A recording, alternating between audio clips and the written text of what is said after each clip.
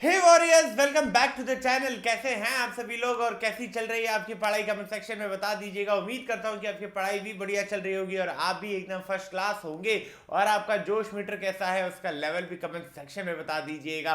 और अगर आप ये वीडियो पहली बार देख रहे हैं तो ये है वॉरियर सीरीज, जहाँ क्लास 10 स्टूडेंट्स के लिए साइंस के हर एक चैप्टर की वन शॉट डाले जा रहे हैं। एकदम डिटेल टारगेट सिर्फ यही है कि आपको जीरो से हीरो बनाया जाए, एकदम बेसिक से बोर्ड लेवल तक की तैयारी करा के। अगर चाहिए आपको इस चैप्टर या बाकी किसी भी चैप्टर की नोट्स और practice sheet, so do join the Telegram channel. Link मैं डिस्क्रिप्शन में डाल दूंगा।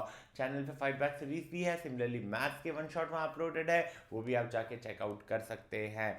एंड एक रिक्वेस्ट है कि आप चैनल को सब्सक्राइब कर दीजिएगा अगर कंटेंट आपको अच्छा लग रहा है। वीडियो को भी लाइक कर दीजिएगा और अपना फेवरेट पार्ट कमेंट सेक्शन में मेंशन कर दीजिएगा।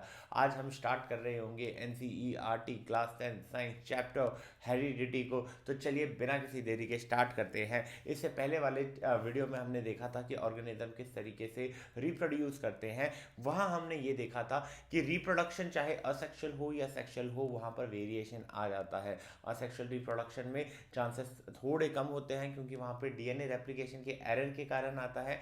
सेक्सुअल रिप्रोडक्शन में बहुत ज़्यादा चांसेस हो जाते हैं कि वहाँ पर आपका जो वेरिएशन है बहुत ज़्यादा अमाउंट में देखने को मिलता है। एंड यही जो वेरिएशन है उसी के कारण डाइवर्सिटी होती है और उसी के कारण जो सर्वाइवल चांस होता है ऑफस्प्रिंग का वो भी बढ़ जाता है। ये सारी चीज़ें हमने पिछली क्लास में पिछली वीडियो में देख ली थी। अगर आपने वो वीडियो नहीं देखी तो डू चेकआउट द वीडियो।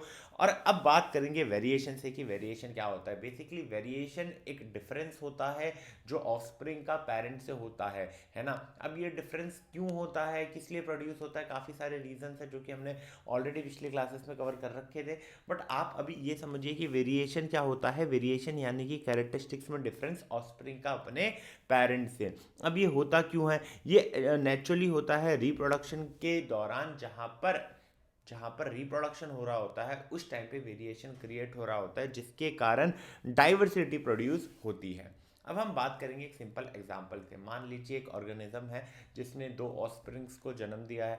ठीक है, एक ऑर्गेनिज्म ने दो ऑस्प्रिंग को प्रोड्यूस किया है, आइडेंटिकल है, एकदम आइडेंटिकल है, बट सटल चेंजेस है उनके साथ। ठीक है, अब मान लीजिए कि वो ये सिनेरियो है कि भैया इस ऑर्गेनिज्म ने दो दो ऑस्प्रिंग्स को क्या किया है, प्रोड्यूस किया है। ऑलमोस्ट सेम है बट सटल चेंजेस है, थोड़े बहुत चेंजेस आपको यहाँ पर देखने को मिलेंगे। अब जब इन दोनों ने और दो ऑस्प्रिंग को प्रोड्यूस किया तो वहां पर आप ये देखेंगे कि इन्होंने अपने पेरेंट्स से, जो भी नए ऑस्प्रिंग्स आए हैं उन्होंने अपने पेरेंट्स से कुछ कैरेक्टरिस्टिक्स इनहेरिट की है। बट वहां पर जेनेटिकल चेंजेस भी हैं, है ना। वहां पर आपको कुछ चेंजेस भी देखने को मिलेंगे। और ये चेंजेस क्यों हैं भाई? ये जेनेटिकल चेंजेस है जो कि रिकॉम्बिनेशन और रिप्रोडक्शन के दौरान ये चेंजेस आपको देखने को मिलेंगे। यानी कि एक चीज़ तो है कि भैया अगर आप रिप्रोडक्शन कर रहे हो तो वेरिएशन आपको देखने को मिलेगा। और वेरिएशन क्यों जरूरी है ये तो हमने पिछले लेक्चर में भी देखा था कि वेरिएशन जरूरी है क्योंकि ये आपके सर्वाइवल चांस को बढ़ा देता है। मान लीजिए अगर कंडीशंस चेंज हो जाती है, लेट्स से टेम्परेचर चेंज हो जाता है, तो चांसेस किसके ज़्यादा है सर्वाइवल के? उस ऑस्प्रिंग के, उस ऑर्गेनिज्म के जिसमें क्या है, चेंजेस है ना, जिसने चेंज किया है, जिसमें चेंज हुआ है। ठीक है, तो वहां पर उसके सर्वाइवल चांस जो है बढ़ जाते हैं। अब बात करते हैं हेरिडिटी की कि हेरिडिटी क्या होता है। तो हेरिडिटी एक ऐसा प्रोसेस होता है जिसमें जो ट्रेट और कैरेक्टरिस्टिक्स है वो पेरेंट से उनके ऑस्प्रिंग को पास हो जाती है। I repeat, heredity is the process जिसमें ट्रेट स्लैश कैरेक्टरिस्टिक पेरेंट से उनके ऑस्प्रिंग में पास हो जाती है। और ये इसके पीछे का रीज़न भी है ना कि क्यों भैया आपके जो पेरेंट्स और आप में सिमिलैरिटी देखने को मिलती है। ये सिमिलैरिटी हाइट की हो सकती है, बालों के कलर की हो सकती है, आईबॉल के कलर की हो सकती है और काफ़ी सारी चीज़ों में बिहेवियर में देख सकते हो, है ना। तो ये सारी चीज़ें आपको वहाँ पर देखने को मिल सकती है। So that is all about heredity. आप कुछ की टर्म्स को देखेंगे, है ना, उन की टर्म्स के मतलब को समझेंगे। और स्टार्ट हम जीन से करेंगे। जीन क्या होता है?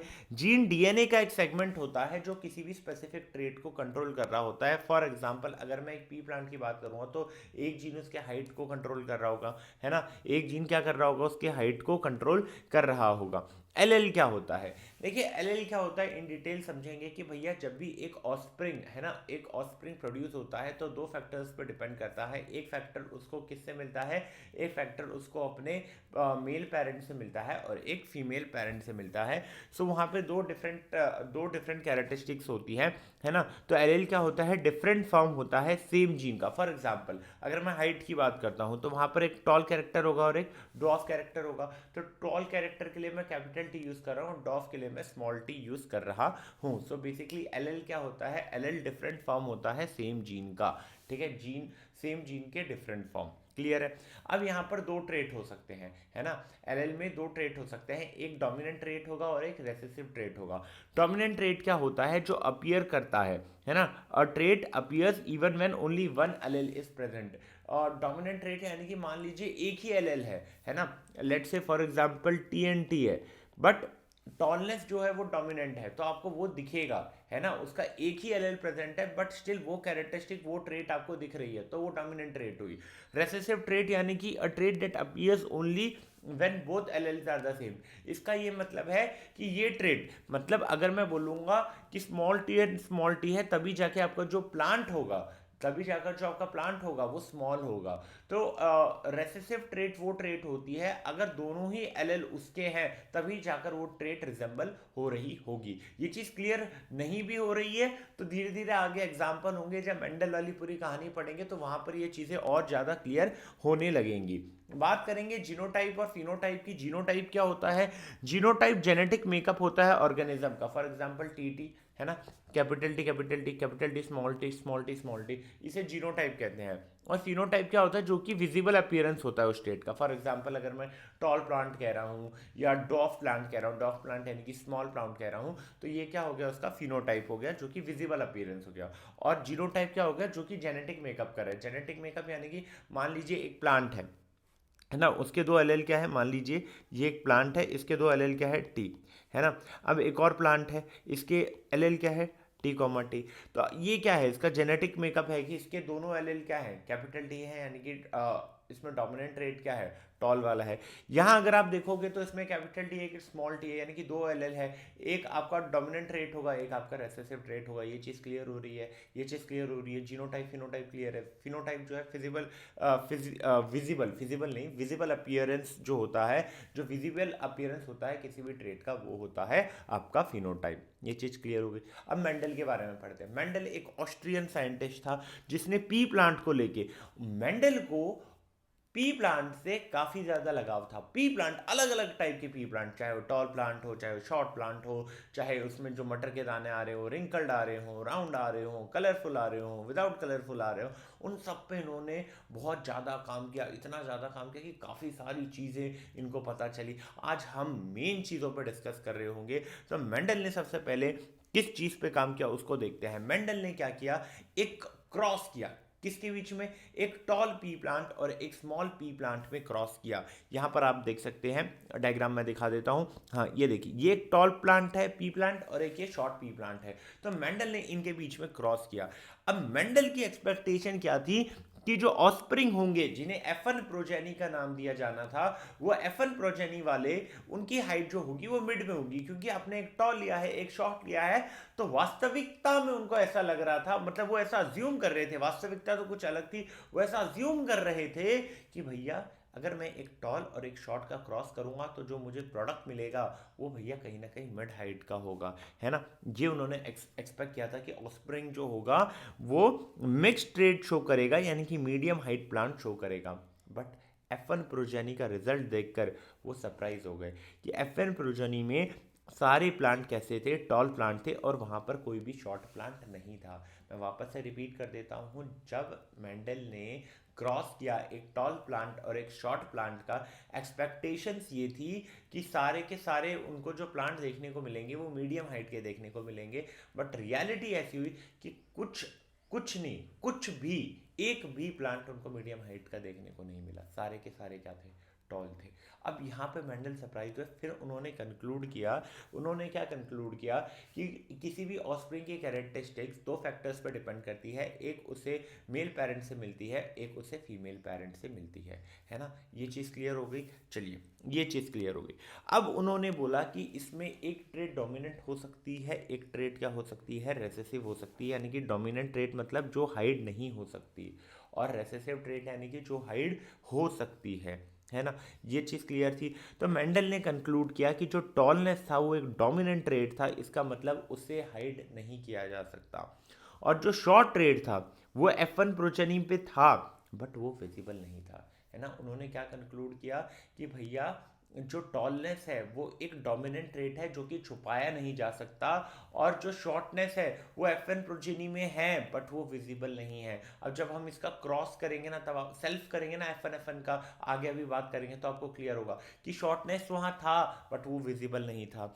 तो इससे क्या पता चला, हर प्लांट में दो कॉपीज होती हैं ट्रेट की, one from each parent and only one those copies was dominant. भैया यहाँ से इसका क्या मतलब हुआ कि भैया हर प्लांट के पास मैंने बताया दो फैक्टर्स होते हैं, एक उसे मेल पेरेंट से मिलता है, एक उसे फीमेल पेरेंट से मिलता है, यानी कि वन फ्रॉम ईच पेरेंट उसको मिल रहा होता है, जरूरी नहीं है मेल एंड फीमेल हो, है ना। तो प्लांट के केस में आप ये बोल देते हो दोनों पेरेंट से एक एक ट्रेट उसको मिल रहा है। तो अगर वो दोनों ही ट्रेट टॉल टॉल है, कैपिटल टी है तो भी टॉलनेस होगा, कैपिटल टी स्मॉल टी है तो भी टॉलनेस होगा। क्यों? क्योंकि वहाँ पर जो टॉलनेस है वो डोमिनेंट रेट आ रहा है। ये चीज़ क्लियर है। शॉर्टनेस कब आएगा? शॉर्टनेस तब आएगा जब दोनों ही एल स्मॉल टी होंगे। ये चीज़ क्लियर है। अगर आपके दोनों एल स्मॉल टी है तभी जाके आपको क्या देखने को मिलेगा? शॉर्टनेस देखने को मिलेगा। यानी कि FN प्रोजेनी में जो उन्हें मिले उसमें डोमिनेंट सभी का टॉलनेस देखने को मिला, बट वहाँ पे टॉलनेस जो था वो डोमिनेंट ट्रेट था इसलिए वो विजिबल था। शॉर्टनेस जो था वो रेसेसिव ट्रेट था इसलिए वो विजिबल नहीं था। अब चीज़ों को समझते हैं। देखिए, मान लीजिए आपने एक टॉल और एक टॉल का क्रॉस किया था स्मॉल टी और स्मॉल टी के साथ, है ना। क्रॉस क्या है, पॉसिबिलिटी क्या है कि एक TNT हो। यहाँ पे इन दोनों का अगर आप करेंगे, वापस से बता देते हैं, अगर आप इन दोनों का क्रॉस कर रहे होंगे तो भी आपको क्या मिलेगा? Capital T small T. आप इन दोनों का क्रॉस कर रहे होंगे तो भी आपको क्या मिलेगा? एंड इन दोनों का क्रॉस कर रहे होंगे तो भी आपको क्या मिलेगा? यानी कि सारे प्लांट्स आपको मिले, टॉल मिले, बट देखने वाली ये बात है कि उन सभी में रेसेसिव ट्रेट क्या था? ड्वार्फिज्म का था, यानी कि स्मॉल हाइट का था। डोमिनेंट ट्रेट क्या था? टॉलनेस का था, इसीलिए वो विजिबल थी। ये चीज़ क्लियर है। और ये प्रोबेबिलिटी होती है कि सारे टॉलनेस आएंगे, ठीक है। इसमें यहाँ पर तो ऐसा नहीं है कि कोई चेंज हो रहा है तो ये तो चलिए ठीक है। बट मान लीजिए अगर कुछ चेंज दिखता है, जैसे अभी हम लोग सेल्फ करेंगे थोड़ी देर बाद आपको पता चलेगा, तो वहाँ पर आपको सैंपल साइज जो है ना, सैंपल साइज जितना बड़ा लेंगे तो वो रेशियो उतना अच्छा आपको देखने को मिलेगा। तो मेंडल ने ये तो समझ में आ गया कि FN प्रोजेनी में सबके पास टॉलनेस थी। फिर उन्होंने क्या किया, FN प्रोजेनी के दो स्पीसीज के बीच में सेल्फ करा दिया, सेल्फ पॉलिनेशन करा दिया। FN प्रोजेनी के दो टॉल प्लांट के बीच में उन्होंने क्या करा दिया? सेल्फ पॉलिनेशन करा दिया, और वहां से हमें क्या मिला? F2 प्रोजेनी मिला। F2 प्रोजेनी में उन्होंने ये देखा कि सारे के सारे प्लांट अगेन टॉल थे, मोस्ट ऑफ द प्लांट जो थे अगेन टॉल थे, बट अब यहाँ पर जो क्वार्टर हाफ था, वन क्वार्टर जो था, वन फोर्थ जो पोर्शन था वो शॉर्ट थे। अब इस चीज़ को समझते हैं कि शॉर्ट क्यों आया भैया। अब अगर आप FN प्रोजेनी में देखोगे तो एक तो क्या था? टॉलनेस का ट्रेड था, और टॉलनेस का LL था, और एक क्या था? शॉर्टनेस का। यहाँ अगेन टॉलनेस एंड शॉर्टनेस। अब क्रॉस होगा तो ये तो tallness and tallness, tallness and tallness, है ना। इसका और इसका रहेगा, तब दोनों ही LL क्या होंगे? शॉर्टनेस के होंगे। इसीलिए अब आप देख रहे होंगे कि अगर आप जितना ज़्यादा सैंपल साइज लोगे आपको दिखेगा कि जो वन फोर्थ पार्ट रहेगा वो क्या रहेगा? शॉर्टनेस का रहेगा। अब ये चीज़ क्लियर हुई कि FN प्रोजेनी में एक ट्रेट रेसेसिव भी था जो कि विजिबल नहीं था, बट जब हमने सेल्फ पॉलिनेशन किया तो वहाँ पर वो ट्रेट विजिबल दिखा कि हाँ भैया इसमें शॉर्टनेस का भी ट्रेट था। अगर एक आम इंसान होगा वो क्या सोचेगा कि भैया ये तो टॉल टॉल है, टॉल टॉल का करेंगे तो टॉल ही आना चाहिए, बट ऐसा नहीं था। टॉल को जब टॉल के साथ किया, क्योंकि उन दोनों ही F1 प्रोजेनी में एक एल शॉर्टनेस का भी था, तो जब आपने उनका सेल्फ किया तो वहां पर आपको एक स्पीसीज ऐसा, मतलब एक कॉम्बिनेशन ऐसा भी देखने को मिलेगा जहां पे दोनों एल का जो कॉम्बिनेशन है वो स्मॉल टी आ रहा होगा, यानी कि वो शॉर्टनेस रिजेंबल कर रहा होगा। अब ये चीज़ आपको क्लियर है कि मेंडल ने जो चीज़ें की वो क्या थी, है ना। मेंडल का पूरा एक्सपेरिमेंट क्लियर है। अब समझ लेते हैं कि शॉर्ट प्लांट क्यों अपीयर हुआ। ये चीज़ तो हमें समझ में आ गई है, बट एक बार थ्योरी भी देख लेते हैं। मेंडल को रियलाइज हुआ कि दोनों ही ट्रेट जो हैं वो F2 प्रोजेनी में पास हुए, even though only the tallness trait showed up in F1। एक चीज देखने को मिली कि टॉलनेस F1 में जो विजिबल ट्रेट थी वो टॉलनेस थी, लेकिन पास जो हुई वो शॉर्टनेस ही पास हुई, है ना। हालांकि शॉर्टनेस जो था रेसेसिव ट्रेट था, बट हमने ये देखा है कि रेसेसिव जो ट्रेट होती है वो तब विजिबल होती हैं जब दोनों ही एलेल्स जो हो वो रेसेसिव ट्रेट के हों, है ना। The short plant in F2 came from plant that inherited 2 copies. ये चीज हमने देखी थी कि F1 प्रोजेनी के जो स्पीसीज थे उनके पास 2 कॉपीज थी, है ना, 2 कॉपीज थी टॉलनेस और शॉर्टनेस की।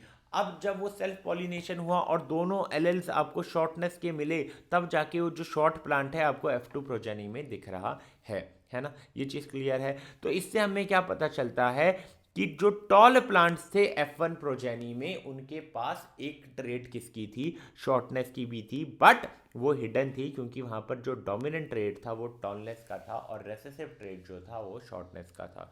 क्या ये चीज क्लियर है?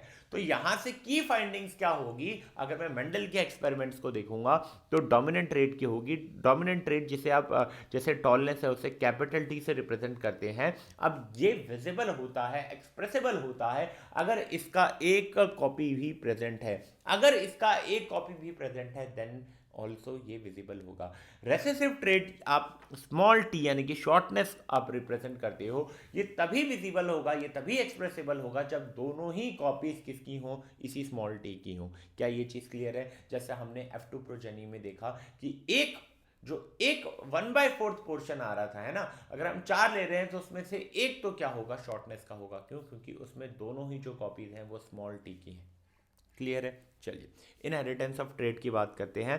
हर ऑर्गेनिज्म में 2 कॉपी होती है एक जीन की, और वो एक जीन की जो कॉपी मिल रही है उसे दोनों पेरेंट्स से मिल रही है ना। एक ऑफस्प्रिंग है, ठीक है, 2 पेरेंट्स होंगे, हर पेरेंट से जीन की एक कॉपी मिलेगी, और ये कॉपी सेम भी हो सकती है और डिफरेंट भी हो सकती है। और ये जो कॉम्बिनेशन होते हैं इन 2 एलेल्स के, ये डिटरमाइन करते हैं कि वो ट्रेट डोमिनेंट होगा या रेसेसिव होगा, क्या अपीयर हो रहा होगा, है ना। वो जो कॉपीज हैं वो डिसाइड करेंगी कि जो डोमिनेंट ट्रेट है वो विजिबल होगा या रेसेसिव ट्रेट विजिबल होगा। जैसे कि हमने F1 प्रोजेनी के सेल्फ पॉलिनेशन में देखा कि भैया एक ट्रेट टॉलनेस थी, एक कॉपी टॉलनेस थी और एक कॉपी शॉर्टनेस थी। जब आपने यहां पर सेल्फ पॉलिनेशन किया तो वहां पर आपको देखने को मिला कि एक केस ऐसा भी था जहां पर जो शॉर्टनेस वाला है वो विजिबल था, है ना, यानी कि आपका रेसेसिव ट्रेट विजिबल है। That totally depend upon the combination की क्या कॉम्बिनेशन हो रहा है। पॉसिबिलिटी है कि हाँ एक शॉर्ट भी आएगा बिकॉज वहां पे रेसेसिव ट्रेट शॉर्टनेस का भी है। ये चीज क्लियर है। अब मेंडल के 3 लॉज है, तीनों लॉज को देख लेते हैं। लॉज ऑफ डोमिनेंस को पहले समझते हैं कि लॉज ऑफ डोमिनेंस क्या है। अगर मान लीजिए in pair of contrasting trait, जैसा हमने अभी पहले देखा, एक टॉल था एक शॉर्ट था, one trait will always dominant. उसमें हमने देखा कि एक टॉल है एक शॉर्ट है, यानी कि एक डोमिनेंट रहेगा और एक रेसेसिव रहेगा। और हमने ये भी देखा कि डोमिनेंट ट्रेट जो था वो एक्सप्रेसिबल था, और जो रेसेसिव ट्रेट था वो हिडन था, है ना। हमने F1 प्रोजेनी में अगर आप देखेंगे वापस पीछे जाके, तो F1 प्रोजेनी में अगर आप देखते हैं तो एक कॉपी जो थी वो टॉलनेस की थी और एक कॉपी जो थी वो शॉर्टनेस की थी। टॉलनेस विजिबल था, प्लांट टॉल थे, बट वहां पर एक हिडन ट्रेड भी था और वो शॉर्टनेस का था। क्या ये चीज क्लियर है? और आपको ये जो शॉर्टनेस वाला ट्रेट है वो कब विजिबल होगा, जब दोनों ही कॉपी शॉर्टनेस की होंगी, जब दोनों कॉपी रेसेसिव की होंगी, तभी जाकर वो जो कैरेक्टरिस्टिक है विजिबल होगी। अब बात करते हैं लॉ ऑफ सेग्रीगेशन की। पहला लॉ हमने देख लिया, लॉ ऑफ इनहेरिटेंस। दूसरा अब हम देखेंगे लॉ ऑफ सेग्रीगेशन का। हर ऑर्गेनिज्म में 2 कॉपीज होती है एलेल की, है ना, ये gene, one inherited from each parent. Reproduction के दौरान ये जो एलेल्स होते हैं वो सेग्रीगेट या सेपरेट हो जाते हैं, एंड ईच पेरेंट, एक पेरेंट जो है वो एक एलेल पास करता है अपने ऑफस्प्रिंग को। ये चीज हमने देखी थी, है ना, जब हम लोगों ने वो क्रॉस किया था, ये चीज हमने देखी थी कि भैया small T small T small T capital T capital T small T, ये चीज़ देखिए। तो दोनों ने ही एक एक ट्रेड पास की। मान लीजिए वो एक ट्रेड स्मॉल टी और कैपिटल टी है, तो आपको ऑस्प्रिंग में क्या देखने को मिलेगा, है ना, टी टी टी का पेयर देखने को मिलेगा। यहाँ से आपको स्मॉल टी यानी कि ये प्लांट शॉर्ट होगा, अगेन ये प्लांट टॉल होगा, है ना, सेम ही है एल दोनों। यहाँ पे अगर आप देखेंगे तो टॉल, तो आप अगर देखते हैं तो भैया यहाँ पर ये टॉल है, ये टॉल है, ये टॉल है, बट ये वाला जो है ये शॉर्ट है। यानी कि एक चीज़ हमें समझ में आ गई, लॉ ऑफ सेग्रीगेशन क्या कहता है कि हर ऑर्गेनिज्म में दो कॉपीज होती हैं एलील्स की, है ना। रिप्रोडक्शन के दौरान ये एलील सेपरेट हो जाते हैं और हर पेरेंट से आपको एक कॉपी मिलती है ना, और उसके कॉम्बिनेशन से डिसाइड होता है, उस कॉम्बिनेशन से डिसाइड होता है कि आपका कौन सा ट्रेट विजिबल होगा, डोमिनेंट ट्रेट या आपका रिसेसिव ट्रेट, है ना।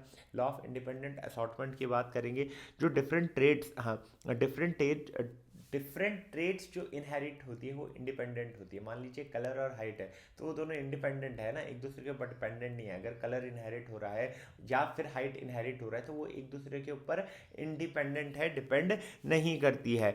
किसी भी एक ट्रेड का इनहेरिटेंस दूसरे को अफेक्ट नहीं करेगा। मान लीजिए अगर कलर इनहेरिट हो रहा है तो वो हाइट को अफेक्ट नहीं करेगा, हाइट इनहेरिट हो रहा है तो वो कलर को अफेक्ट नहीं करेगा। तो यहाँ पर तीनों लॉज जो थे, laws of inheritance, law of segregation और लॉ ऑफ इंडिपेंडेंट असॉर्टमेंट, तीनों ही क्लियर हो चुके हैं।